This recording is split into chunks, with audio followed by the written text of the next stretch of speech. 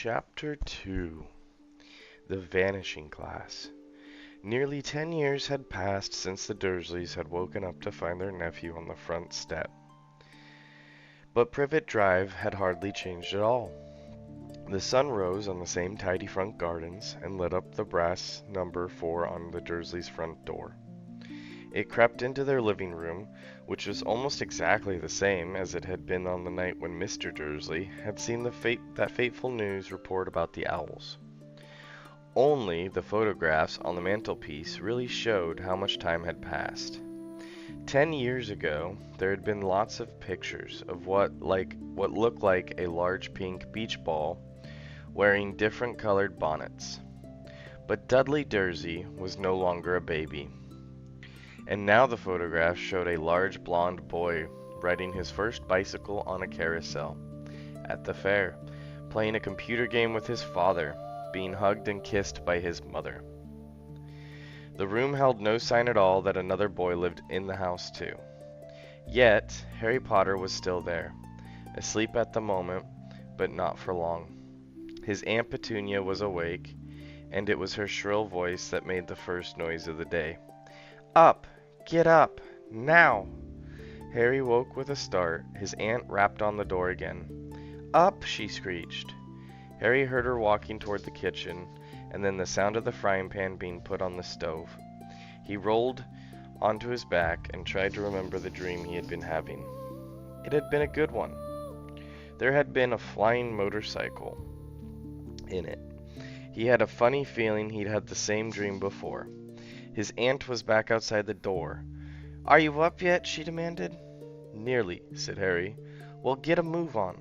I want you to look after the bacon. And I don't want you to let it burn. I want everything perfect on Dudley's birthday."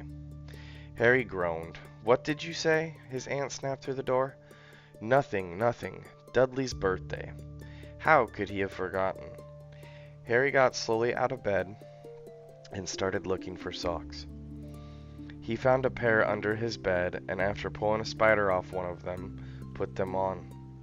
Harry was used to spiders, because the cupboard under the stairs was full of them, and that was where he slept. When he was dressed, he went down the hall into the kitchen. The table was almost hidden beneath all Dudley's birthday presents. It looked as though Dudley had gotten the new computer. He wanted not to mention the second television and the racing bike. Exactly why Dudley wanted a racing bike was a mystery to Harry, as Dudley was very fat and hated exercise. Unless, of course, it involved punching somebody. Dudley's favorite punching bag was Harry, but he couldn't often catch him. Harry didn't look it, but he was very fast. Perhaps it had something to do with living in a dark cupboard, but Harry had always been small and skinny for his age. He looked even smaller and skinnier than he really was because all he had to wear were old clothes of Dudley's, and Dudley was about 4 times bigger than he was. Harry had a thin face, knobbly knees, black hair, and bright green eyes. He wore round glasses held together with a lot of Scotch tape, because of all the times Dudley had punched him on the nose. The only thing Harry liked about his own appearance was a very thin scar on his forehead that was shaped like a bolt of lightning. He had it as long as he could remember, and the first question he could ever remember asking his Aunt Petunia was how he had gotten it. "In the car crash, when your parents died," she had said. Don't ask questions. Don't ask questions. That was the first rule for a quiet life with the Dursleys. Uncle Vernon entered the kitchen as Harry was turning over the bacon. "Comb your hair," he barked, by the way of a morning greeting. About once a week, Uncle Vernon looked over the top of his newspaper and shouted that Harry needed a haircut. Harry must have had more haircuts than the rest of the boys in his class put together. But it made no difference. His hair simply grew that way, all over the place. Harry was frying eggs by the time Dudley arrived in the kitchen with his mother. Dudley looked a lot like Uncle Vernon. He had had a large pink face, not much neck, small watery blue eyes, and thick blonde hair that lay smoothly on his thick fat head. Aunt Petunia often said that Dudley looked like a baby angel. Harry often said that Dudley looked like a pig in a wig. Harry put the plates of egg and bacon on the table, which was difficult as there wasn't much room. Dudley, meanwhile, was counting his presents. His face fell. 36, he said, looking up at his mother and father. That's 2 less than last year. Darling, you haven't counted Auntie Marge's presents, see? It's here, under this big one from Mummy and Daddy. All right, 37 then, said Dudley, going red in the face. Harry, who could see a huge Dudley tantrum coming on, began wolfing down his bacon as fast as possible, in case Dudley turned the table over. Aunt Petunia obviously scented danger too, because she said quickly, "And we'll buy you another 2 presents while we're out today. How's that, Popkin? 2 more presents. Is that all right?" Dudley thought for a moment. It looked like hard work. Finally, he said, slowly, "So I'll have 33. 39, sweetums," said Aunt Petunia. "Oh," Dudley sat down heavily and grabbed the nearest parcel. "All right, then." Uncle Vernon chuckled. Little Tyke wants his money's worth, just like his father. Attaboy, Dudley. He ruffled Dudley's hair.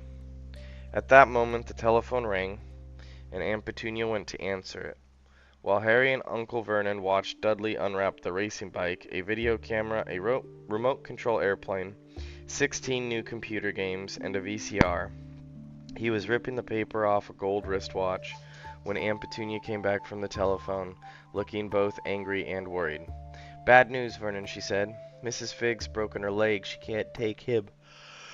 She jerked her head in Harry's direction. Dudley's mouth fell open in horror, but Harry's heart gave a leap. Every year on Dudley's birthday, his parents took him and a friend out for the day, to an adventure park, hamburger restaurants, or the movies every year. Harry was always left behind with Mrs. Figg, a mad old lady who lived 2 streets away. Harry hated it there. The whole house smelled of cabbage, and Mrs. Figg made him look at photographs of all the cats she'd ever owned. "Now what?" said Aunt Petunia, looking furiously at Harry, as though he'd planned this.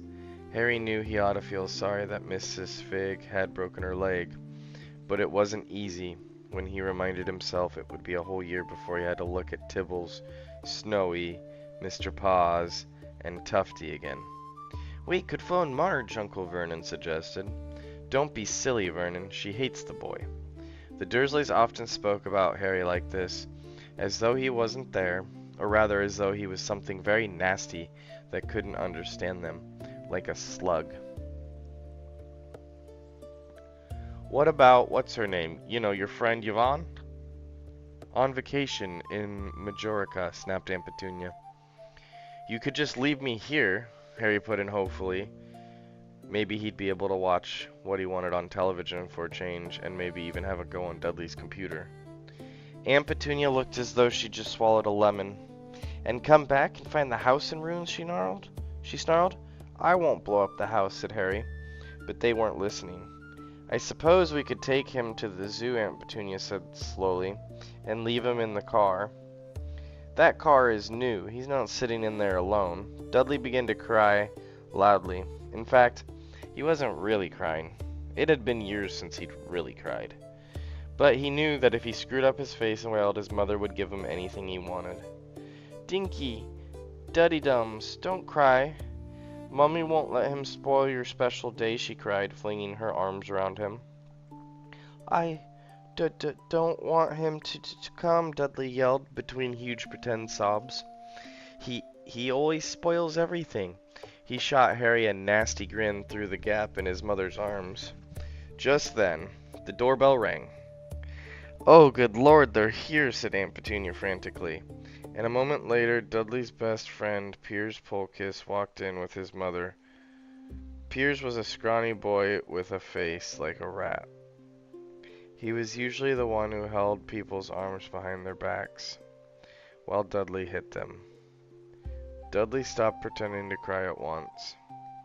Half an hour later, Harry, who couldn't believe his luck, was sitting in the back of Dursley's car with Piers and Dudley on the way to the zoo for the first time in his life. His aunt and uncle hadn't been able to think of anything else to do with him, but before they'd left, Uncle Vernon had taken Harry aside. "I'm warning you," he said, putting his large purple face right up close to Harry's. "I'm warning you now, boy. Any funny business, anything at all, and you'll be in that cupboard from now until Christmas." "I'm not going to do anything," said Harry honestly, but Uncle Vernon didn't believe him. No one ever did. The problem was, strange things often happened around Harry, and it was just no good telling the Dursleys he didn't make them happen. Once Aunt Petunia tired of Harry's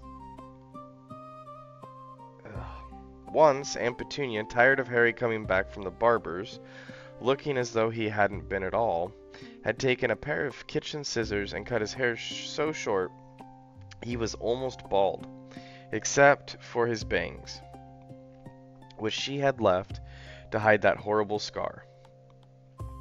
Dudley had laughed himself silly at Harry, who spent a sleepless night imagining school the next day, where he was already laughed at for his baggy clothes and taped glasses.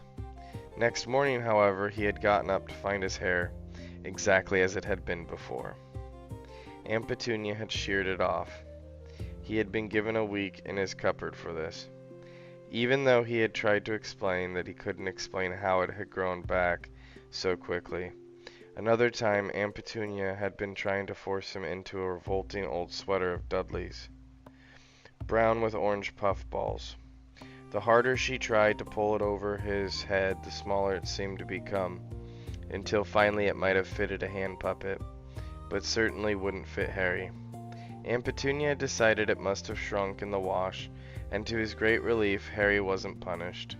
On the other hand, he'd gotten into terrible trouble, for being found on the roof of the school kitchens. Dudley's gang had been chasing him as usual, when, as much to Harry's surprise as anyone else's, there he was sitting on the chimney. The Dursleys had received a very angry letter from Harry's headmistress, telling them Harry had been climbing the school buildings. But all he had tried to do, as he shouted at Uncle Vernon through the locked door of his cupboard, was jump behind the trash cans outside the kitchen doors. Harry supposed that the wind must have caught him in mid-jump. But today, nothing was going to go wrong. It was even worth being with Dudley and Piers to be spending the day somewhere that wasn't school, his cupboard, or Mrs. Figg's cabbage-smelling living room. While he drove, Uncle Vernon complained to Aunt Petunia. He liked to complain about things. People at work, Harry, the council, Harry, the bank, and Harry were just a few of his favorite subjects. This morning, it was motorcycles. Roaring along like maniacs, the young hoodlums, he said, as a motorcycle overtook them. "I had a dream about a motorcycle," said Harry, remembering suddenly it was flying. Uncle Vernon nearly crashed into the car in front. He turned right around his seat and yelled at Harry, his face like a gigantic beet with a mustache. "Motorcycles don't fly." Dudley and Piers sniggered. "I know they don't," said Harry. "It was only a dream." But he'd wished he hadn't said anything. If there was one thing the Dursleys hated even more than his asking questions, it was his talking about anything, acting in a way it shouldn't, no matter if it was in a dream or even a cartoon. They seemed to think he might get dangerous ideas. It was a very sunny Saturday, and the zoo was crowded with families. The Dursleys bought Dudley and Piers large chocolate ice creams at the entrance, and then, because the smiling lady in the van had asked Harry what he wanted before they could hurry him away, they bought him a cheap lemon ice pop. It wasn't bad either, Harry thought, looking at it as they watched a gorilla scratching its head, who had looked remarkably like Dudley, except that it wasn't blonde. Harry had had the best morning he had had in a very long time. He was careful to walk a little way apart from the Dursleys, so that Dudley and Piers, who were starting to get bored with animals by lunchtime, wouldn't fall back on their favorite hobby of hitting him. They ate in the zoo restaurant, and when Dudley had a tantrum because his Knickerbocker Glory didn't have enough ice cream on top, Uncle Vernon bought him another one, and Harry was allowed to finish the first. Harry felt afterward that he should have known it was all too good to last. After lunch, they went to the reptile house. It was cool and dark in there, with lit windows all along the walls. Behind the glass, all sorts of lizards and snakes were crawling and slithering over bits of wood and stone. Dudley and Piers wanted to see a huge poisonous cobra and a thick man-crushing python. Dudley quickly found the largest snake in the place. It could have wrapped its body twice around Uncle Vernon's car and then crushed it into a trash can. But at the moment, it didn't look like it was in the mood. In fact, it was fast asleep. Dudley stood with his nose pressed against the glass, staring at the glistening brown coils. "Make it move," he whined at his father. Uncle Vernon tapped on the glass, but the snake didn't budge. "Do it again," Dudley ordered. Uncle Vernon rapped the glass smartly with his knuckles, but the snake just snoozed on. "This is boring," Dudley moaned. He shuffled away. Harry moved in front of the tank and looked intently at the snake.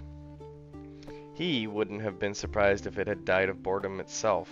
No company, except stupid people drumming their fingers on the glass, trying to disturb it all day long. It was worse than having a cupboard as a bedroom, where the only visitor he had was Aunt Petunia hammering on the door to wake him up. At least, he got to visit the rest of the house. The snake suddenly opened its beady eyes, slowly, very slowly. It raised its head until its eyes were on a level with Harry's. It winked. Harry stared. Then he looked quickly around to see if anyone was watching. They weren't. He looked back at the snake and winked too.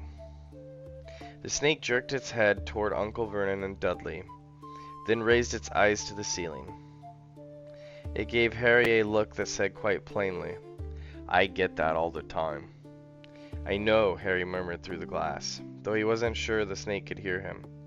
"It must be really annoying." The snake nodded vigorously. "Where do you come from anyway?" Harry asked. The snake jabbed its tail at a little sign next to the glass. Harry peered at it. "Boa constrictor, Brazil." "Was it nice there?" The boa constrictor jabbed its tail at the sign again, and Harry read on. "This specimen was bred in the zoo." "Oh, I see. So you've never been to Brazil." As the snake shook its head, a deafening shout behind Harry made both of them jump. "Dudley, Mr. Dursley, come and look at this snake. You won't believe what it's doing." Dudley came waddling toward them as fast as he could. "Out of the way, you," he said, punching Harry in the ribs. Caught by surprise, Harry fell hard on the concrete floor. What came next happened so fast, no one saw how it happened. 1 second, Piers and Dudley were leaning right up close to the glass. The next, they had leapt back with howls of horror. Harry sat up and gasped. The glass in front of the boa constrictor's tank had vanished. The great snake was uncoiling itself rapidly, slithering out onto the floor. People throughout the reptile house screamed and started running for the exits. As the snake slid swiftly past him, Harry could have sworn a low hissing voice said, "Brazil, here I come." "Thanks, amigo." The keeper of the reptile house was in shock. "But the glass," he kept saying. "Where did the glass go?" The zoo director himself made Aunt Petunia a cup of strong sweet tea, while he apologized over and over again. Piers and Dudley could only gibber.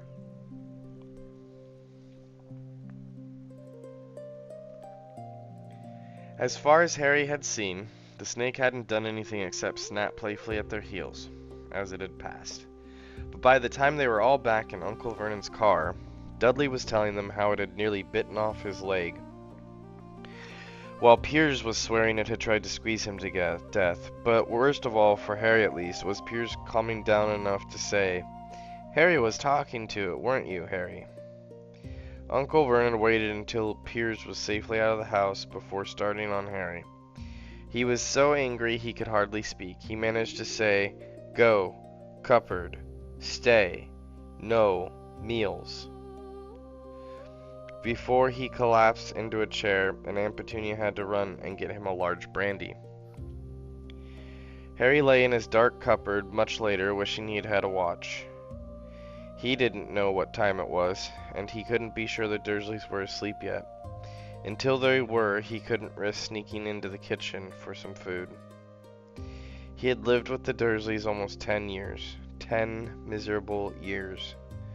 As long as he could remember, ever since he'd been a baby, and his parents had died in that car crash. He couldn't remember being in the car when his parents had died. Sometimes when he strained his memory during long hours in his cupboard, he came up with a strange vision, a blinding flash of green light and a burning pain on his forehead. This, he supposed, was the crash, though he couldn't imagine where all the green light came from. He couldn't remember his parents at all. His aunt and uncle never spoke about them. And of course, he was forbidden to ask questions. There were no photographs of them in the house. When he had been younger, Harry had dreamed and dreamed of some unknown relation coming to take him away, but it had never happened. The Dursleys were his only family. Yet sometimes he thought, or maybe hoped, that the strangers in the street seemed to know him. Very strange strangers they were, too. A tiny man in a violet top hat had bowed to him.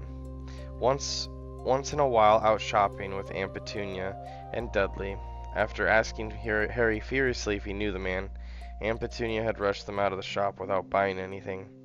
A wild-looking old woman dressed in all green had waved merrily at him once on a bus.